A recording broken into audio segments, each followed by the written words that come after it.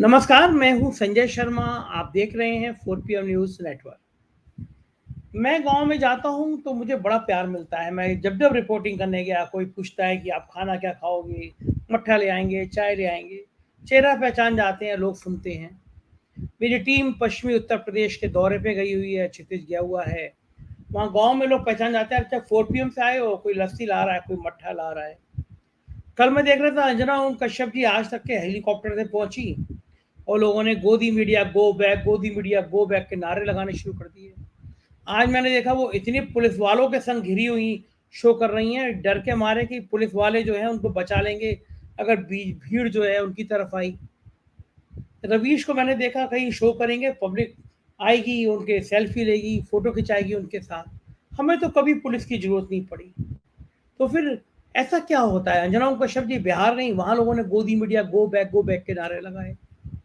ये सारे सवाल मैंने पूछे आज जाने माने पत्रकार अभय दुबे जी के साथ। आप देखते रहते हैं अभय दुबे जी को एबीपी के शो में।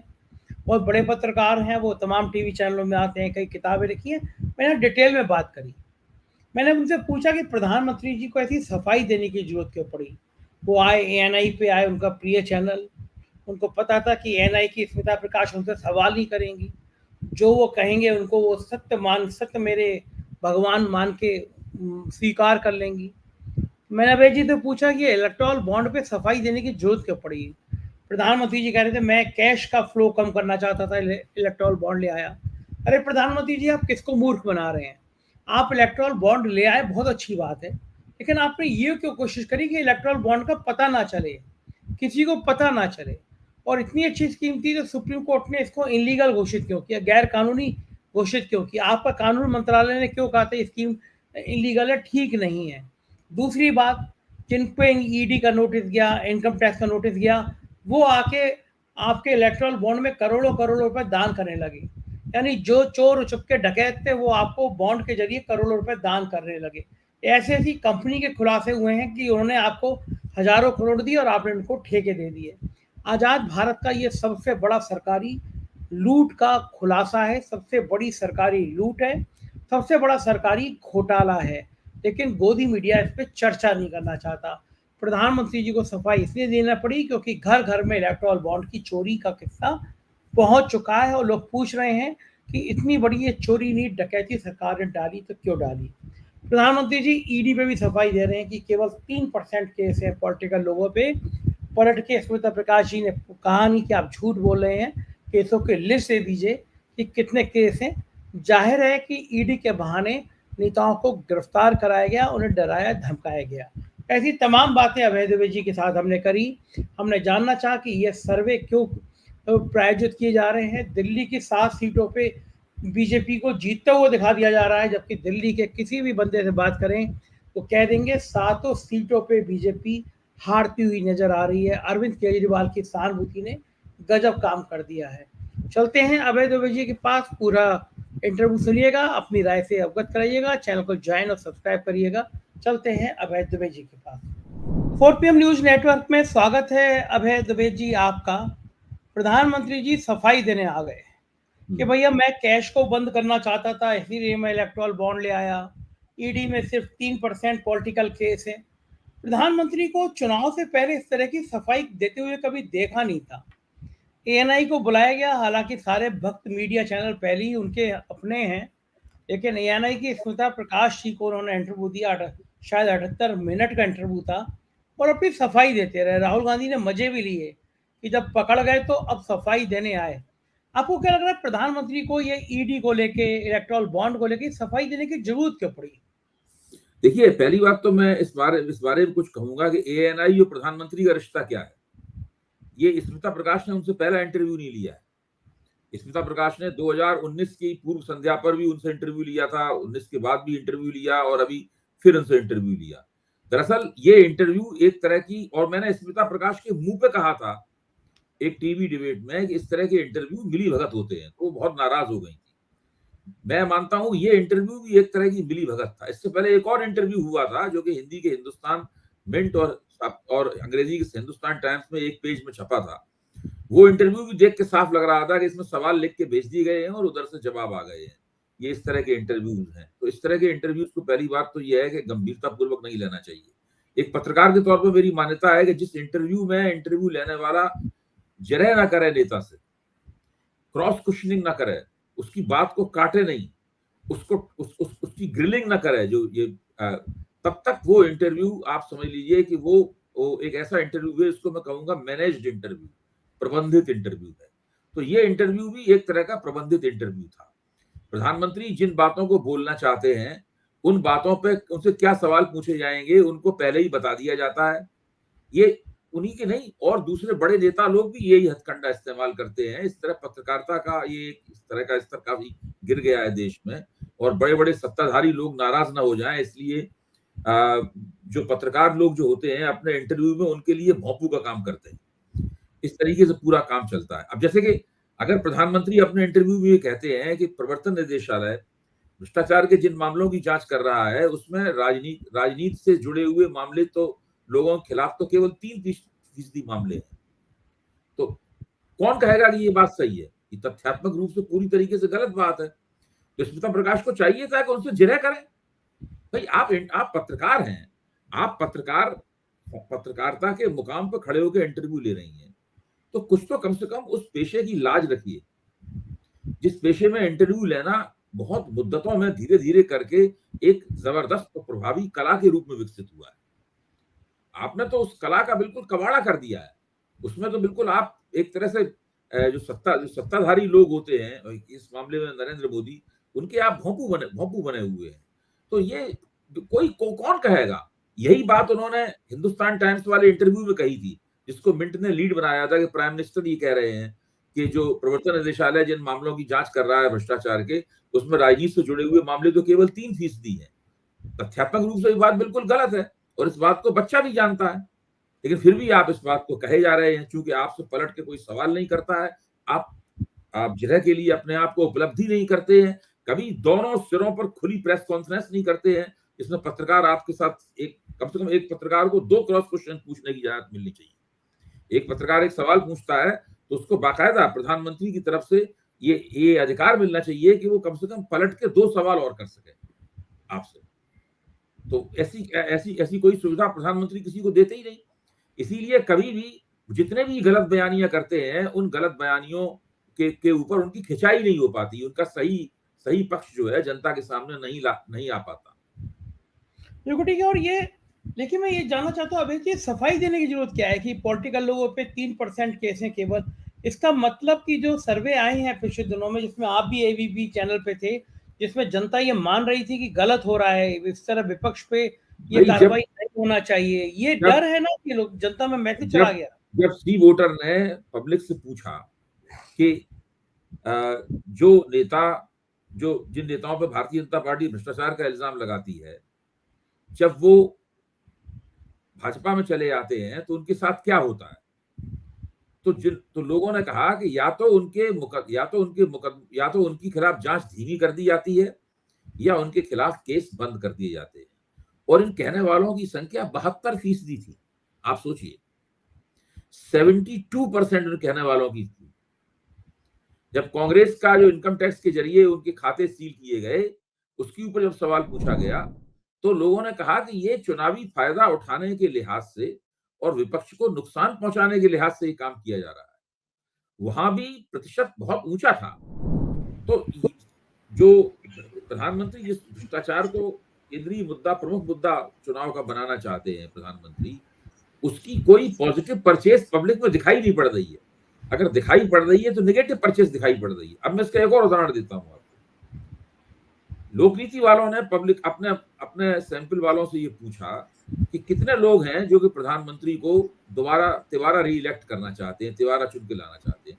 तो उन्होंने 44% का आंकड़ा दिया कि 44% लोग चाहते हैं कि प्रधानमंत्री को फिर से एक मौका और दिया जाए। जब उनसे पूछा गया कि आपका जो चुनाव है इसके पक्ष में आपके तर्क क्या है, आप क्यों चाहते हैं ऐसा कि प्रधानमंत्री को एक मौका और दिया जाए, तो उन्होंने जो बातें बताई उसमें भ्रष्टाचार का मुद्दा कहीं था ही नहीं। यानी जो प्रधानमंत्री के समर्थक भी हैं, उनके मानसिक क्षितिज के ऊपर ये मुद्दा था ही नहीं कि प्रधानमंत्री भ्रष्टाचार के खिलाफ कोई संघर्ष कर रहे हैं। जब जिन लोगों ने ये कहा कि प्रधानमंत्री को तीसरा मौका नहीं मिलना चाहिए, ऐसे लोग 39% थे, 39%।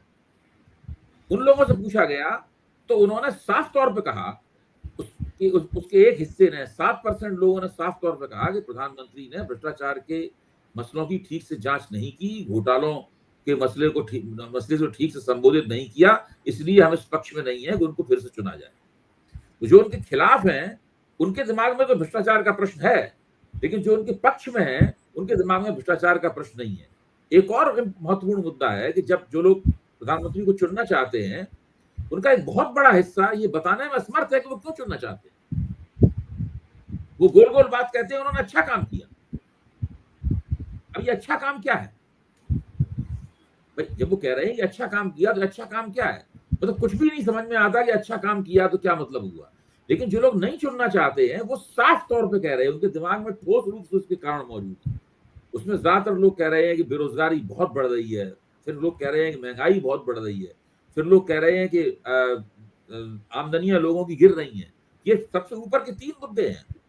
तो प्रधानमंत्री के विरोध में जो लोग खड़े हैं, वो प्रतिबद्ध है इनको सत्ता से हटाने के लिए। लेकिन जो समर्थन में खड़े हुए लोग हैं, उनके दिमाग में स्पष्ट नहीं है कि प्रधानमंत्री का समर्थन क्यों कर रहे हैं। इसका मतलब ये है कि जैसे चुनाव आगे बढ़ेगा, उनमें से बहुत से लोग हो सकता है इनके विरोध में सोचने लगे।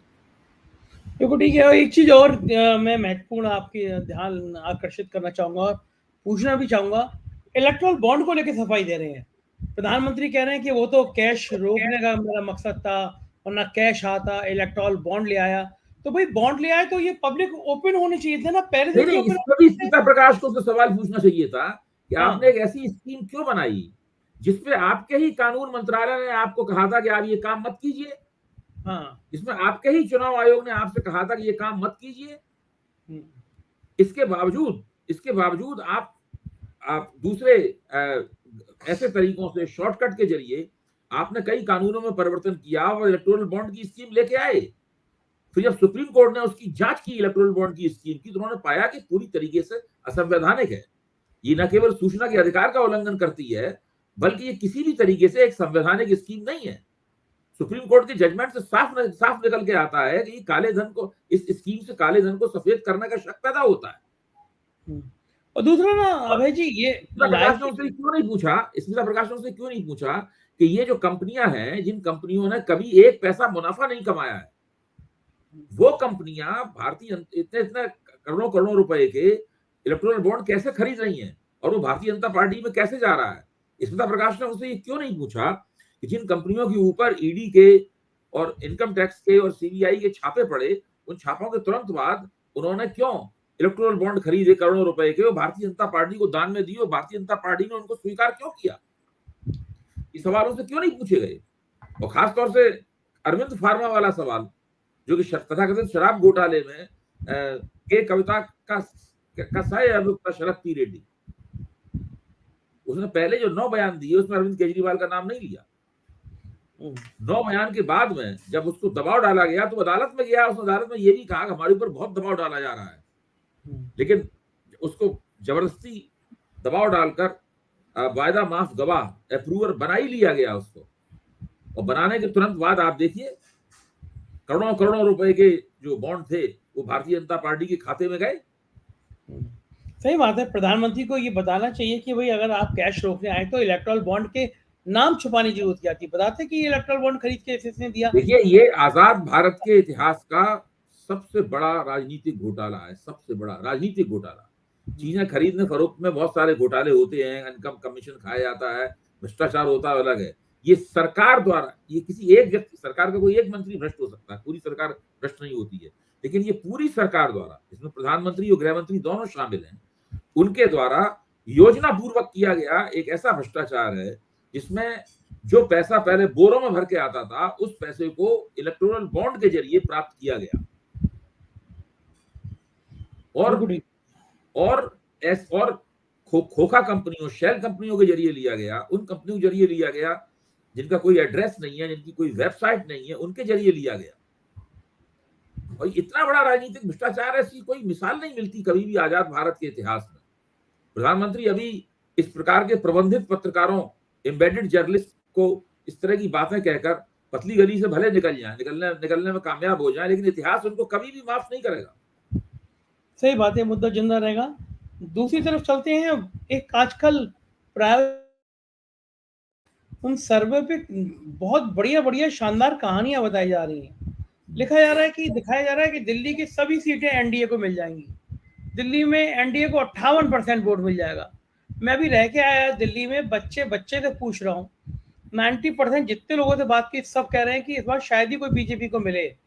मुकाबला अरविंद केजरीवाल के प्रति इतनी सहानुभूति हो गई है। और सर्वे कह रहा है कि सारी सीटें एनडीए को मिल जाएँगी। ये जो सर्वे हो रहे हैं, राज्यों में दिखाए जा रहे हैं, इनके पीछे क्या कहानी है? क्या बीजेपी देखिए, का मौत? अब एक-एक करके मैं आता हूँ। एक तो ये दिल्ली के जहाँ तक सवाल है, दिल्ली की कम से कम 4 सीटें ऐसी हैं, कम से कम 7 में से 4 सीटें हैं, जहाँ पे ज़बरदस्त टक्कर है। लोग असल में 2019 के जो वोट हैं, उन आंकड़ों को प्रोजेक्ट करते हैं 2024 के ऊपर।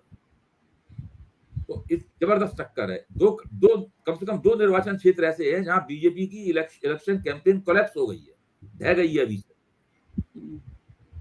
रामवीर सिंह विधोड़ी का निर्वाचन क्षेत्र जो है, जिनके खिलाफ आम आदमी पार्टी के सही राम पहलवान खड़े हुए हैं, रामवीर सिंह विधोड़ी की कैंपेन ढह गई है।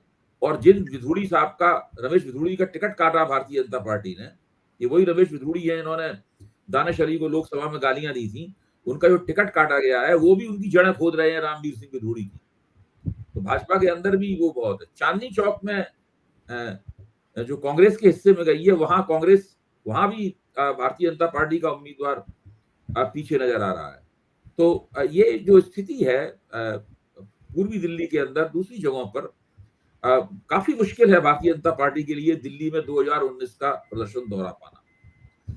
इसी तरीके से कर्नाटक की बात मैं करता हूं आपसे। कर्नाटक में भारतीय जनता पार्टी ने विधानसभा चुनाव हारने के बाद में जिनके खिलाफ लोकसभा चुनाव भी लड़ा था और विधानसभा चुनाव भी लड़ा था, उन एचडी देवगौड़ा की पार्टी जनता दल सेकुलर के साथ में समझौता कर लिया भारतीय जनता पार्टी, इस उम्मीद में कि हमें उनके जरिए वोकल का वोट प्राप्त होगा। अच्छा, अब मैं ये पूछता हूं, और सर्वे करने वालों ने मान लिया है कि देवगौड़ा से समझौता करने के कारण सारे वोकल का वोट जो है वो भारतीय जनता पार्टी के नेतृत्व में एनडीए को प्राप्त हो रहे हैं, और भाजपा को उसमें बड़ा फायदा हो रहा है। मैंने ये सवाल उठाया, और मैं रोज सवाल ही उठा रहा हूं कि आखिरी बार वोकलिगाओं के वोट देवगौड़ा की पार्टी को कब मिले थे? 2018 में। 2018 में विधानसभा चुनाव के दौरान कुमारस्वामी और देवगौड़ा की पार्टी जनता दल सेकुलर को वोकलिगाओं ने अपना समर्थन दिया था। उसके बाद 2019 का चुनाव हुआ, जिसमें वोकलिगा सारे बीजेपी में चले गए और देवगौड़ा की पार्टी का सुपड़ा साफ हो गया। कांग्रेस भी बुरी तरीके से चुनाव हारी। उसके बाद में आप आइए 2023 के विधानसभा चुनाव में, यहां पे वोकलिगा काफी बड़े पैमाने पर कांग्रेस के साथ आए, और देवगौड़ा की पार्टी का भी सुपड़ा साफ हुआ और भारतीय जनता पार्टी की चुनाव हारी। अब ऐसा क्या कर दिया है देवगौड़ा की पार्टी ने कि वोकलिगा और लोग वापस चले जाएंगे उसमें? तो इसका कोई तर्क तो होना चाहिए। सही बात आएगा तब देखेंगे, आएगा तो देखेंगे किसने किसको वोट दिए। लेकिन अभी तो हम लोग सब समीक्षा कर रहे हैं ना, हम लोग अंदाजा लगा रहे हैं, हम लोग सब इलेक्टोरल स्पेकुलेशन कर रहे हैं। तो कम से कम हम लोगों को बताया जाना चाहिए कि किस आधार पर ये मान लिया गया है कि सारे वोकलिगा ओल्ड मैसूर के या दूसरी जगहों के वो भारतीय जनता पार्टी के साथ जो देवगौड़ा का समझौता हुआ है उसके साथ जुड़ गए। जबकि इस वक्त कर्नाटक में वोकलिगाओं का सबसे उभरता हुआ नेता कौन है? उसका नाम है डीके शिव कुमार, जो सिद्धरमैया के बाद में नंबर 2 है। ये बात सही है, डीके शिव कुमार मुख्यमंत्री नहीं बने, लेकिन वो अभी भी कांग्रेस के अंदर एक बहुत बड़ी हस्ती हैं और वो नंबर 2 हैं और वोकलिगाओं के सबसे ज्यादा प्रभावशाली नेता हैं। देवगौड़ा बिल्कुल बीमार रहते हैं, उनकी राजनीतिक सक्रियता शून्य है, और कुमारस्वामी की राजनीतिक सक्रियता की पोल खुल चुकी है, उसका कोई प्रभाव है नहीं। वोकलिगा अगर किसी को भी नेता मानते हैं तो डीके शिव कुमार को नेता मानते हैं। लेकिन इन सब राजनीतिक हकीकतों को दरकिनार करके ये दिखाया जा रहा है कि कर्नाटक में भी चुनाव एक तरफा है, भाजपा को थोड़ा बहुत नुकसान हो रहा है, 5 सीटें मिल जाएंगी कांग्रेस को, लेकिन बाकी सारी सीटें जो है वो भारतीय जनता पार्टी जीत के निकल जाए। कांग्रेस अकेली दम पर 42% वोट लाती हुई दिखाई पड़ रही है वहां पर, अकेली दम पर। और भारतीय जनता पार्टी और जनता दल सेकुलर को मिला के जो है ना 45% या थोड़ा सा ज्यादा वोट उनको मिलता हुआ दिखाया गया है, और उस चक्कर में सारी सीटें उनको जाते हुए दिखा दी जाती हैं। तो मुझे लगता है कि कर्नाटक में भारतीय जनता पार्टी बुरी तरीके से फंसी हुई है। देवगौड़ा के साथ में उसका जो समझौता हुआ है, ये समझौता काम नहीं आएगा, और देवगौड़ा की पार्टी का ये अंतिम चुनाव है। तो बुरी तरीके से लगातार तीसरी बार उन लोगों का कबाड़ा होगा, और वो एक तरह से जैसे कहते हैं राजनीतिक बियाबान में ये पार्टी चली जाएगी। इसी तरह वो बिहार में दिखा रहे हैं कि बिहार में कोई बहुत बड़ा नुकसान नहीं है एनडीए को, और एनडीए की 30 से ज़्यादा सीटें आ रही हैं बिहार में, 33 सीटें हैं। क्या बिहार में भी इतना ज़्यादा देखिए, ले पाएंगे? एनडीए के अगर नेताओं से आप अंदर खाने बातचीत करें, मैंने बातचीत की है, इसलिए मैं उनका, चूंकि ये इन बातों में उनका नाम नहीं लिया जा सकता है, वरना नाम लेके ही बताता। वो सब सम्माननीय एनडीए के नेता हैं, घटक दलों के नेता हैं, एक दो बीजेपी के भी लोग हैं। उनसे बातचीत की है तो वो सब लोग मानते हैं कि एनडीए की जो एक्िलीज हील है, यानी कमजोर नस जो है, वो है नीतीश कुमार। नीतीश कुमार ने पलटी मार के अपनी सारी प्रतिष्ठा जो कुछ भी उनके पास थी वो समाप्त कर दी। अब उनका लवकुश वोट, लवकुश का मतलब होता है कोयरी कुर्मी वोट, जिसको बिहार में लवकुश वोट कहते हैं, ये लवकुश वोट भी अब उस निष्ठा के साथ उनके साथ नहीं रहा। और चिराग पासवान की पार्टी, जो पासवानों की पार्टी है, उपेंद्र कुशवाहा की पार्टी, जितेंद्र राम मांझी की पार्टी, जो महादलितों की पार्टी है, ये पार्टियां भी, इन पार्टियों के भी वोट नीतीश कुमार को नहीं मिलने वाले। और जब एक बार नीतीश कुमार को के लोगों को समर्थन को दिखाई पड़ेगा इनके वोट हमें नहीं मिल रहे, तो उनके वोट भी उधर ठीक से नहीं आएंगे। और जो सहनी है, मुकेश सहनी है, वो तो तेजस्वी के साथ जा ही चुके हैं। तेजस्वी ने उनको 3 सीटें दी हैं, वो तो उधर चले ही गए हैं। तो ये सब जो बोला जा रहा है, मेरा मानना यह है कि ये जो कमजोरी है नीतीश कुमार वाली एनडीए में, ये एनडीए को चौतरफा प्रभावित करेगी। जब इनको वोट नहीं मिलेंगे, जिनके वोट भी उनको नहीं मिलेंगे, तो ये हारेंगे तो दूसरों को भी हारवाएंगे। इस प्रकार का वहां पर एक दूसरे को कैंसिल करने वाला चुनाव एनडीए के गले में फांस बना हुआ है। प्रधानमंत्री जी ने वो जो तेजस्वी की जो मछली खाते हुए फोटो पे कमेंट किया, वो कुछ बिहार में असर डालेगा? क्या उसका क्या असर होगा? आप ऐसी बात क्यों कर रहे हैं संजय जी? हाँ, उसका क्या असर होगा? इन बातों, बिहार देश का मतदाता इतना मूर्ख है कि वो इस तरह की बातों पर असर पड़े। मतदाताओं के दिमाग में तो ये बात आएगी कि भाई आपको ये सावन में मछली खाने पर इतनी आपत्ति हो रही है, और चौमासे में जो आप प्राण प्रतिष्ठा कर रहे थे, जिसकी आलोचना खुद शंकराचार्य जी ने की थी, जिनसे ज्यादा कर्मकांडों का और इस तरह की धर्म विधियों का कोई बड़ा विशेषज्ञ है नहीं इस धरती के ऊपर, तो वो तब सब ठीक था जब आप चौमासे में वहां पर प्राण प्रतिष्ठा कर रहे थे, जो वर्जित है सनातन धर्म की नीतियों के मुताबिक। और यहाँ आप सावन में कोई मछली खा रहा है, कोई मटन खा रहा है, इस आधार पे आप कहते हैं कि वोट आपकी तरफ हो जाए। नवरात्रि में, हाँ जी, नवरात्रि में उनको लगा कि देखिए प्रधानमंत्री इतनी हल्की बात क्यों करते हैं, नवरात्रि में साहब मछली खा ली तो बहुत बड़ा गुनाह हो गया। बंगाल में और असर हो गया, बंगाल में तो माँ की पूजा करते हैं, सब लोग नवरात्रि में मछली खाते हैं बंगाल में। और देखिए, इनका पहला लक्ष्य ये है कि जिस क्षेत्र में इनको 100% रिजल्ट मिला था, वो 100% रिजल्ट रिपीट हो जाए। बंगाल में कुछ थोड़ा बहुत नुकसान हो जाए, चीजें रह जाएं, मतलब तो वो बात दूसरी है। इस प्रकार की सारी कोशिश करते हैं। इसी तरह बंगाल के चुनाव में भी यही इसी तरह से आंकड़ेबाजी हो रही है।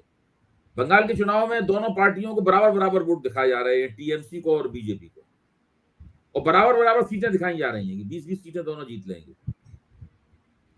तो इस प्रकार की आंकड़ेबाजी हो रही है। लेकिन मुझे नहीं लगता कि बंगाल के चुनाव में कांग्रेस, भारतीय जनता पार्टी को 7-8 से कम सीटों का नुकसान होगा। यूपी में क्या लगता है बहन जी आपको? यूपी का सीन क्या, आपके पास क्या फीडबैक है? देखिए, पहला 19 तारीख को जो वोट पड़ेगा, उसके अंदर 8 सीटों में वोट पड़ेगा यूपी में। ये पश्चिमी उत्तर प्रदेश की सीटें हैं, उसमें कम से कम 3 या 4 सीटों के ऊपर कड़ा संघर्ष है। पिछले चुनाव में भी भाजपा ने यहाँ पे अच्छा नतीजा नहीं निकाला था।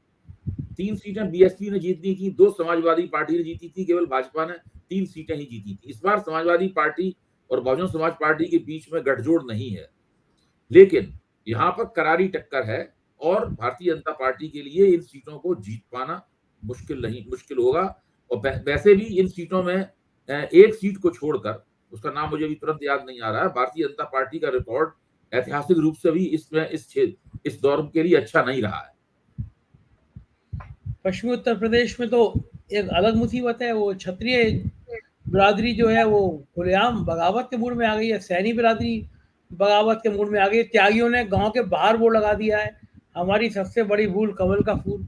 ये जो छोटी बिरादरियां हैं, जो मुखर बिरादरियां हैं, ये सार्वजनिक रूप से विरोध कर रही है। योगी जी गए बाल्यान के पक्ष में सभा करने के लिए, योगी को भेजा कि ठाकुर मैनेज करो, तो योगी के सामने बाल्यान मुर्दाबाद के नारे लग गए। सुरेश राणा, संगीत सुन जैसे नेता विरोध कर रहे हैं बाल्यान का, क्योंकि बाल्यान ने उनको चुनाव हराया था। ये सारी परिस्थितियां जो हैं यहाँ तक मजबूर कर दी कि जयंत को घर बिठाना पड़ा। प्रधानमंत्री की रैली में कहना पड़ा जयंत को, तुम मत आओ साथ में, तुम साथ आओ तो ठाकुर और नाराज हो जाएंगे। ये बीजेपी कोई उलझ सी नहीं गई उत्तर प्रदेश में। असल में ये उलझन केवल उत्तर प्रदेश तक ही सीमित नहीं है। ये उलझन तो गुजरात से शुरू होती है, फिर राजस्थान पहुंचती है, फिर उत्तर प्रदेश में आती है। मुझे लगता है कि इसके पीछे भारतीय जनता पार्टी की कुछ भीतरी समस्याएं भी हैं।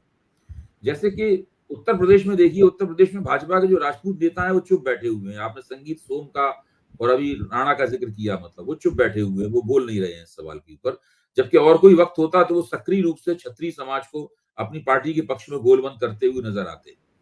क्योंकि कहीं ना कहीं आपने पहले भी इस सवाल को उठाया है, तब ये चीज इतनी स्पष्ट नहीं थी, अब काफी स्पष्ट होकर निकल के आ गई है। और ऑफ द रिकॉर्ड बहुत लोगों ने इस बात को कहना शुरू कर दिया। बड़े बड़े सेफोलॉजिस्ट ऑफ द रिकॉर्ड इस बात को मानते हैं कि अगर उत्तर प्रदेश में भारतीय जनता पार्टी ने 75 सीटें तक जीत ली, तो इसका मतलब होगा योगी आदित्यनाथ के मुख्यमंत्रित्व का अंत, और भाजपा उनको निपटा देगी और निपटा के कोई अपना बंदा वहां पर बैठाएगी जो उनकी तरह की से आला कमान को चुनौती न दे और हू बहू चूल में चूल मिलाकर आला कमान के साथ चले। तो एक ऐसी स्थिति उत्तर प्रदेश में, इस तरह का माहौल बन रहा है। इस माहौल को भाजपा कैसे प्रबंधित करेगी, कैसे क्षत्रियों की नाराजगी दूर करेगी, ये देखने की बात होगी। मैं ये मानता हूं दूर कर सकती है क्षत्रियों की नाराजगी। वो सबसे ज्यादा तो सबसे अच्छा तरीका तो भाजपा के लिए यही होगा कि योगी आदित्यनाथ से ही कहे कि भाई आप क्षत्रियों की नाराजगी दूर कीजिए। योगी जी भी अपनी शर्तें उनको रख सकते हैं उनके सामने कुछ, क्योंकि टिकटों के बंटवारे में तो योगी जी की चली नहीं है बिल्कुल।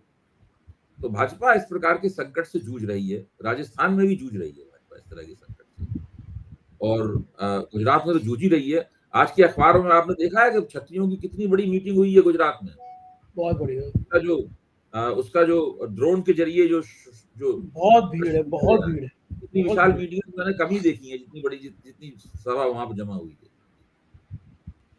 एक चीज बताइए अभय जी, आप तो चूंकि इतना ज्यादा अनुभव रखते हैं सामाजिक चीजों का भी, हमारी टीम गई आज पश्चिमी उत्तर प्रदेश के दौरे पे, कल से। क्षितिज हमारा रिपोर्टर है, गांव में जा रहे हैं लोग, पहचाने 4 PM से आ रहे हो, मट्ठा पियो, रोटी खाओ, सब्जी खाओ, बड़ा स्वागत कर रहे हैं, मुझसे बात कर रहे हैं तमाम लोग वहाँ पे। मैं गांव में जाता हूँ तो ऐसा कभी नहीं हुआ, रिपोर्टिंग करने गांव में जाता हूँ, बहुत लोग पहचान लेते हैं कि क्या खाओगे, क्या पियोगे। मुझे बहुत बहुत प्यार मिलता है मेरी टीम को। रवीश आते हैं, उनको बहुत प्यार मिलता है, मैंने देखता हूँ लोग उनका सेल्फी लेते हैं। हेलीकॉप्टर से अंजना ओम कश्यप पहुंची कल ऋषिकेश में, गोदी media back go back. Bihar में पहुंची, गोदी मीडिया गो बैक। आज मैं शो देख रहा था कि भीड़ से ज्यादा पुलिस वाले उनकी सिक्योरिटी में खड़े हुए हैं। तो इन चैनलों के प्रति इतनी वितृष्णा क्यों हो रही है जनता में? पुलिस की घेराबंदी के बीच में शो करने पड़ रहे हैं अपने। हेलीकॉप्टर ले आओ, जेट ले आओ, हवाई जहाज ले आओ, बोइंग ले आओ। पत्रकारों में आमतौर पर एक रुझान होता है कि वो सत्ता, क्योंकि बड़े बड़े चैनलों में, अखबारों में पूंजी बहुत लगती है, तो उसके जो बड़े पत्रकार होते हैं तो वो बड़ी होशियारी के साथ चलते हैं, वो सत्ता के खिलाफ नहीं दिखना चाहते, लेकिन इसके बावजूद भी वो बिल्कुल सत्ता के भोंपू के रूप में भी नहीं दिखना चाहते। अब ये परंपरा गई है टूट। पिछले 7-8 साल से, बिल्कुल शुरू में नहीं, 2014 के तुरंत बाद नहीं शुरू हुआ था, लेकिन मेरे ख्याल से 2018-19 से ही तमाम सारे टीवी चैनल सरकारी भोंपू में बदल गए। प्रधानमंत्री जो कहते हैं, भारतीय जनता पार्टी जो कहती है, उसको एम्प्लीफाई करते हैं। यही भोंपू का काम है। भाई भोंपू का काम क्या है? आवाज को और जोर से कई गुना बढ़ा के पहुंचाना, एम्प्लीफाई करना उसको। तो ये लोग सरकारी भोंपू बन गए हैं और धीरे धीरे कर कर जनता इस बात को अच्छी तरीके से समझ गई है। अब इनका जो भोंपूपन है, ये इनकी साख को उसने बिल्कुल गिरा दिया है। सोशल मीडिया ने और इस बात को, जनता की इस चेतना को और गाढ़ा किया है कि ये लोग सरकार के भोंपू हैं, और सही बात सोशल मीडिया पे कही जाती है। आपको और रवीश को जो मोहब्बत मिलती है, उस मोहब्बत का ये सबसे बड़ा कारण। हाँ, बिल्कुल सही कह रहे हैं आप। सरकारी भोंपू पसंद नहीं करते पत्रकार को होना। बहुत बहुत शुक्रिया अभय जी, इतनी प्यारी सी अच्छी सी बातें करने के लिए धन्यवाद आपका। सुना आपने, ये थे अभय दुबे जी। मुझे यकीन है कि आपको चर्चा पसंद आई होगी। कम से कम सही तस्वीर तो अभय जी ने आपको दिखाई दी कि देश में चल क्या रहा है। अपनी राय से अवगत कराइएगा, प्यार बनाए रखिएगा, चैनल को ज्वाइन और सब्सक्राइब करिएगा। शुक्रिया, थैंक यू।